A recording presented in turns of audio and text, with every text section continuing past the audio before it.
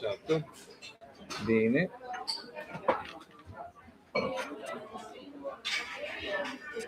Ci siamo. E quindi auguriamo un buon 1° maggio. Certo. Un buon 1° maggio anche quest'anno, ovviamente come tutti gli anni, una bella giornata di sole e siamo in pasticceria, ecco, sulla strada anche proprio del centro di Mantova, qui siamo nei dintorni, anche fuori casello. Sì, siamo diciamo fuori dall'uscita di Mantova, siamo quindi, su un tragitto importante.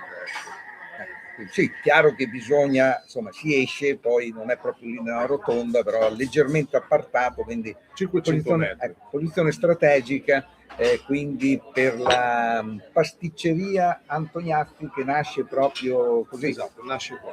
Esatto. Quindi come È la casa pasticceria madre questa con anche il bar. Io ho il timore che fosse solo pasticceria arrivando qua, ma dopo ho controllato le foto, visto che c'era. No, è pasticceria e è un locale che riesce ad accontentare in tutte le fasce orarie della giornata per chi vuole fare una pausa pranzo piuttosto che un aperitivo o una buona colazione, trova spazio per trovare un buon momento, ecco, da passare. Ecco. Questo è Marco Antoniazzi, tra l'altro, Buongiorno. il papà del figlio Pietro, esatto. Che comunque si occupa di questo ristorante appena entrato nella Villa Michelin, non so se Esatto. lo sa, Certo, se ne è parlato, ecco, a Mantova, perché chiaramente adesso in questi primi mesi la Michelin ha sfoderato 40 nomi in giro per l'Italia, c'è anche qualche regione ancora scoperta, mi sembra la Toscana, quindi arriveranno poi col tempo. Intanto sia la mia Emilia Romagna, che poi qui al confine siamo vicini, che appunto la Lombardia e proprio appunto Mantova. E quindi insomma il papà, che come vedete è molto più giovane del sottoscritto, o almeno lo dimostra. E poi invece il figlio, infatti mio figlio è molto giovane, esce da un'esperienza 20 anni. È un 2001, quindi ha già 24 anni. Esatto. Non sembrava dalla voce. Ecco, io pensavo che fosse lei. No.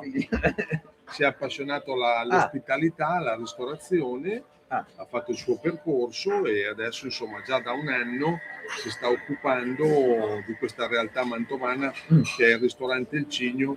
Racchiude 60 anni di storia della cucina mantovana e siccome la gestione precedente l'avrebbe lasciato perché loro signori giustamente avevano quasi 80 anni, abbiamo pensato di portare avanti questa attività con tutta la tradizione mantovana, comunque con una cucina anche contemporanea, quindi in parte grande tradizione e in parte anche contemporaneità.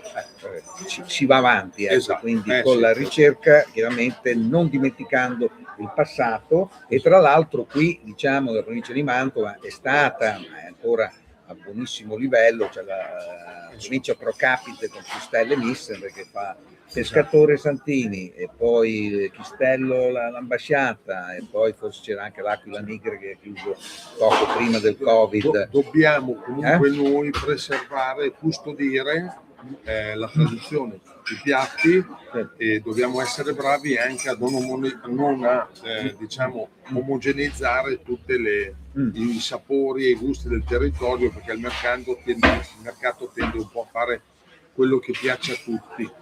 Bene, quindi il Cigno che è un'istituzione, magari non ha mai preso la stella Michelin, che può essere lui anche stellato. Sì, è stato stellato nella gestione precedente e lui è stato uno dei primi nella storia della guida Michelin a renderla. Lui non l'aveva voluta.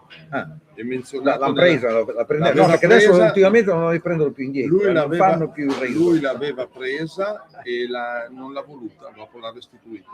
Negli anni 80 ha fatto di tutto perché gliela togliessero, insomma, in un certo senso. Non l'ha voluta. Quindi proprio come ha fatto Marchesi, no? In un certo senso. Esatto. E quindi... Infatti lui era il fondatore era un grande amico di Marchesi, che insieme a Santini hanno fondato la guida alle soste. Certo, vero. Quindi era presente nelle soste e continuate, mi chiedo io, se state continuando a essere dentro le soste? Noi non siamo dentro le soste perché con la nuova gestione si riparte tutto da capo, quindi insomma, stiamo facendo il nostro percorso, i ragazzi si stanno impegnando, poi insomma si sa che le guide sono una cosa importante, però la priorità è lavorare bene e accontentare la clientela. Poi insomma, se ci saranno dei riconoscimenti, a chi è che non piace? Bene, intanto il ristorante è appena entrato nella vida mission, ha proprio un tempo utile, cioè è qualche mese che avete aperto. Sì, esatto. No, è un anno. È un anno? Sì. Un anno no, forse sì, un anno giusto. Un anno, sì. Era di maggio. Esatto. No, nel senso che, volevo dire, il ristorante guarda proprio all'accoglienza dell'ospite, per far star bene una persona, non guarda ai volumi, ai numeri, queste cose qua. Ha anche un menù accessibile dal punto di vista economico, insomma, penso che stiano facendo un buon lavoro i ragazzi. Bene, quindi poi con lo chef parliamo anche dei particolari dei ristoranti Il Cigno. Io sto dando una mano con i dolci. Beh, chiaro che la parte dessert immagino infatti sia... ho scoperto una nuova versione del dolce, quello della ristorazione.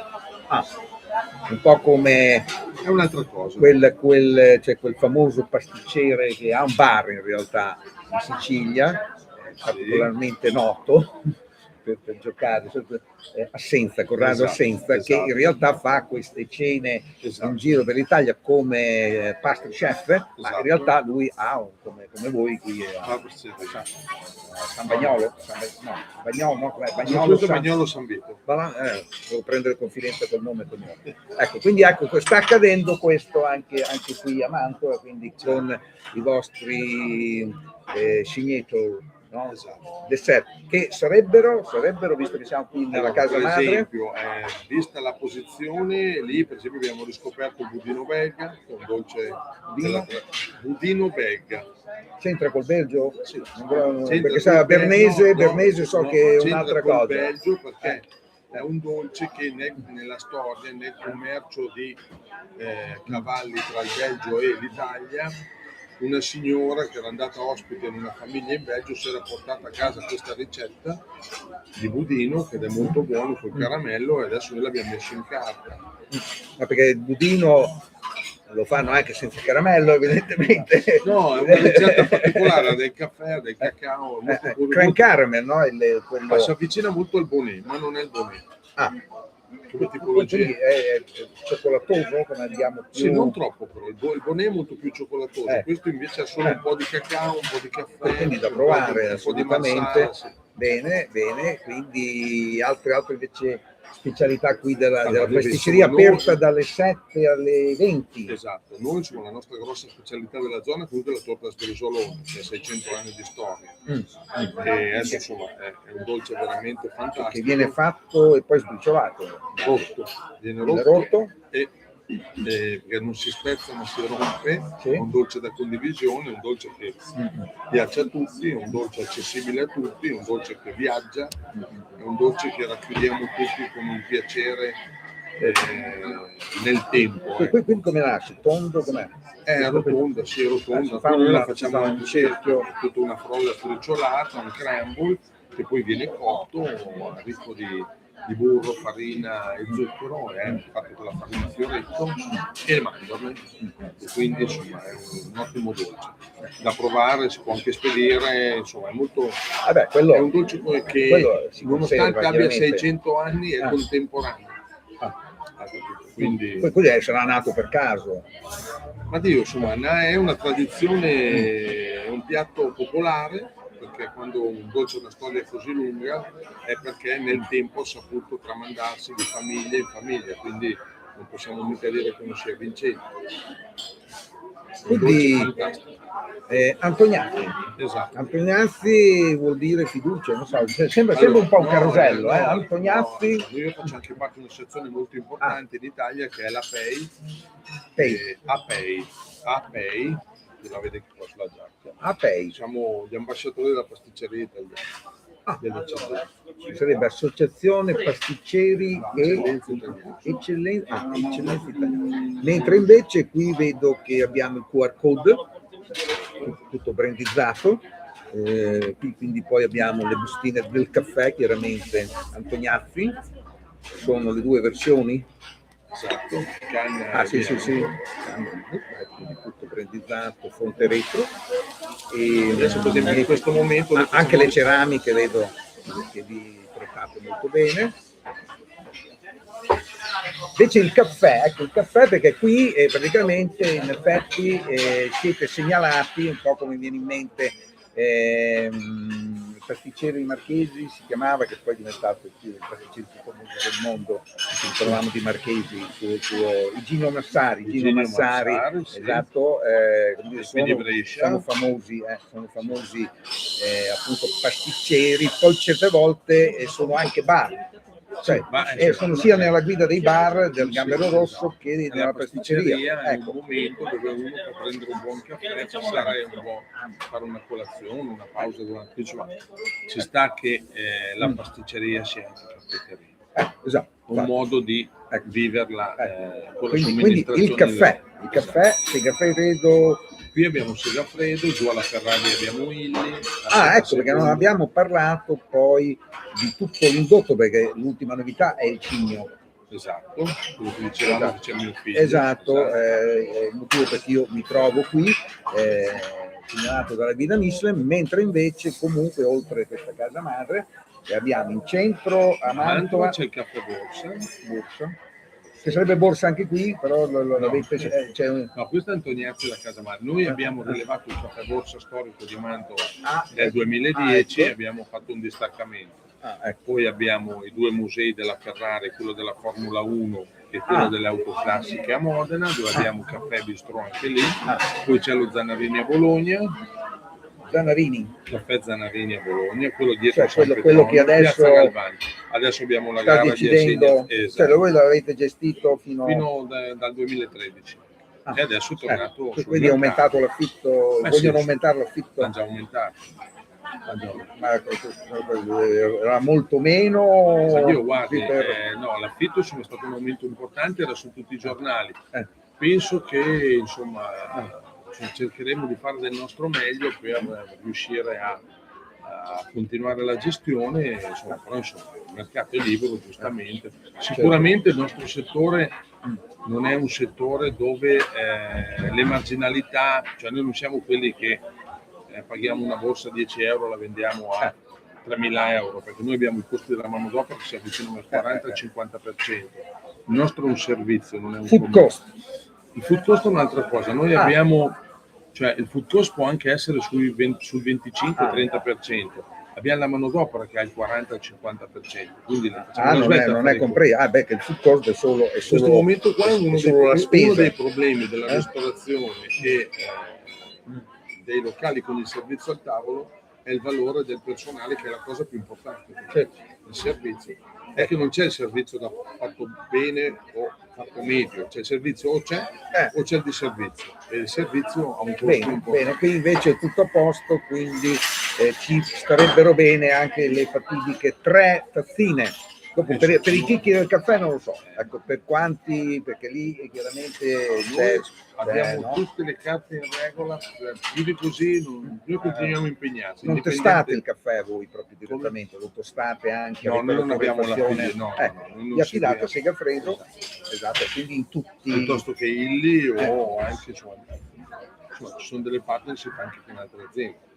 Quindi riuscite alla Ferrari anche. Abbiamo Illy. Illy e poi altro non usate? Al momento no. Zanarini a Segafredo. Quindi bene, voi avete confermato questa cifra di cui parlano i giornali, ce la potreste fare? È un'asta e la risposta, abbiamo già fatto l'offerta, si saprà la fine di maggio. Esatto. Cioè lì cos'è chi offre di più, come i bagni al mare adesso? C'è un bando, il bando è fatto di 100 punti, l'offerta economica ne vale 30. Ci sono altri 70 punti che sono distribuiti su delle valutazioni tecniche che l'amministrazione comunale fa. È una cosa complessa, non è una cosa così, non è abbastanza l'offerta economica. Quindi rimarrà, è un locale nel caso vada tutto bene, no, come si spera, rimarrà Zanarini, non Antognazzi. Allora, è tutto da decidere. Sicuramente Zanarini è un nome da preservare, il nome locale del locale. Sì. Anche se gli cambiano nome, per i bolognesi si chiamerà sempre Zanarini. Esatto. Come se cambiassero il nome. Vai Antognazzi. Anche perché lì poi... adesso è Vai Antognazzi. In questo momento è Vai Antognazzi. Vai Antognazzi, esatto. Che poi suona bene perché so che il cantante sì, perché chiaramente evoca Biagio Antonacci, ha avuto un po' a che fare con Bologna, con la figlia di Morandi, eccetera, eccetera. Anzi, io la prima volta lo vidi lì alla Capannina, appunto, che noi facevamo il karaoke, lui invece era lì come cliente. Certo. Quindi bene, direi che tutto. Grazie. Ci sono, c'è il centro allora, noi abbiamo, si può dire? Sì, noi abbiamo qui a Mantova, gestiamo anche un centro sportivo e bellissimo sul lago di Mantova, è una chicca della nostra città perché è veramente bellissimo dal punto di vista. Quindi non è tutto poco, no, allora il Mincio, prima che viene giù dal lago di Garda, prima di entrare nel Po, intorno a Mantova forma 3 laghi bellissimi. Quindi diventa tutto una infatti Mantova è una città circondata dai laghi. È veramente Mantova è una delle più belle città d'Italia.